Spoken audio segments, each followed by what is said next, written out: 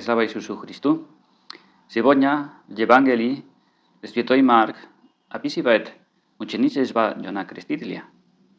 Очень интересно, как он это делает. В то время царь Ирод, услышав об Иисусе, и во имя его стало гласно, говорил: «Это Иоанн Креститель, воскрес из мертвых». И потому чудеса делаются им. Другие говорили: «Это Илья», а иные говорили: «Это пророк» или как один из пророков. Ирод же, услышав, сказал: «Это Иоанн, которого я обезглавил. Он воскрес из мертвых».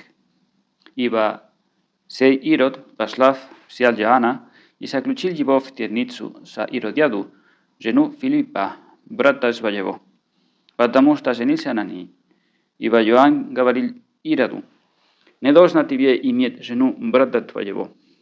Иродиада же, злобясь на него, желала убить его, но не могла, ибо Ирод боялся Иоанна, зная, что он муж праведный и святый, и берег его.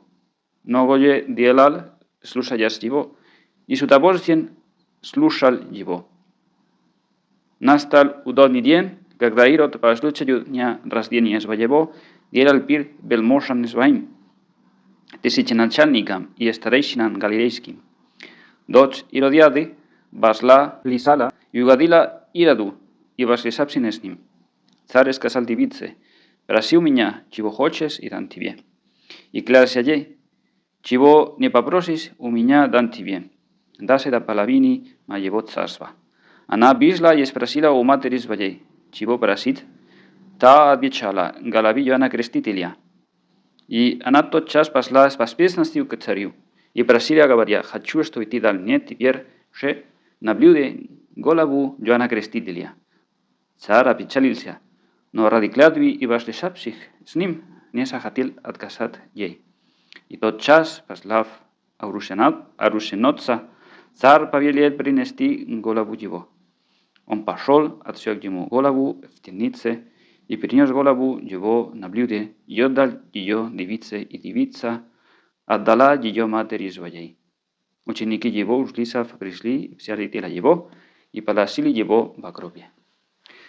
Очень печально то, что произошло, как Ирод обезглавил Иоанна Крестителя, как Ирод убил его. У царя Ирода много недостатков и грехов. Он не был справедливым царем, он легкомысленным, у него была жена брата своего, и он жил распутно и так далее. Но я хотел сегодня подчеркивать роль Иродиады в смерти Иоанна Крестителя. У нее не была власть над Иоанном, но хотя у Ирода такие недостатки и грехи, но, по крайней мере, он признавал правду, истину, когда слышал Иоанна Крестителя. И знал, что то, что говорит, это хорошо, это добро, это правда. И слышал с удовольствием. Но Иродиада, может быть, у нее не такие недостатки и грехи, но она хотела убить Иоанна Крестителя, потому что она не могла терпеть правду. Ирод поступал нехорошо, даже плохо, но признавал правду.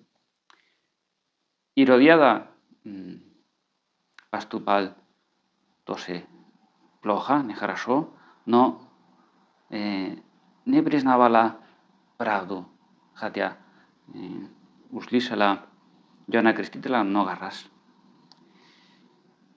И поэтому на первый случай, когда только что возникла возможность, она сделала так, что Ирод убил Иоанна Крестителя. Она не могла терпеть правду. И это очень плохого качества, можно так говорить. Потому что можно поступать неправильно, но если признавать правду, есть возможность менять жизнь, просить прощения. Но если такого нет, тогда очень трудно, как бывало в жизни Иродиады. И противный случай, в первом чтении,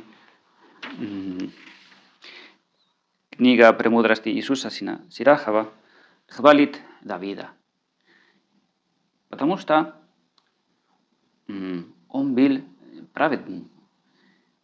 В других местах Святого Писания Библия говорит, что Давид был человек по сердцу Богу. Бог говорит, Давид это человек по сердцу своему. И Давид, у него тоже были грехи, и не маленькие, но он хотел угодить Богу. И когда заметили, что он делал грех, он признался и просил прощения. Поэтому очень хорошее качество уметь жить в истине, признавать правду, где они не находились. И поэтому есть такая фраза: называть вещи своими именами. Если мы так живем, тогда очень легко быть с Богом, жить недалеко от Бога. И если мы отдаляемся из-за греха, возвращаться опять.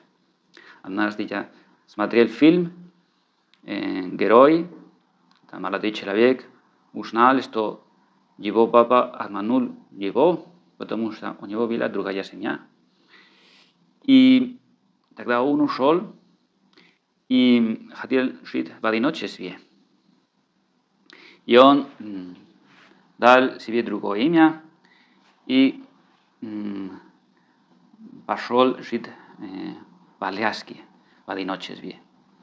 Потому что у него было такое печаль внутри, и даже как не знал, кто он. Но после долгих лет он написал дневник, и он там умер в Аляске, в одиночестве, но в конце жизни он признал, что хотя это печально, но это его папа, и его зовут такое-то, не как он дал себе другое имя. И так написал: я учил называть вещи своими именами. Это хорошо, это плохо, хотя иногда нелегко жить таким образом. Это то, что я хотел поделиться сегодня с вами, такое размышление. Надеюсь, что поможет жить нашу духовную жизнь, нашу христианскую жизнь лучше и ближе к Господу.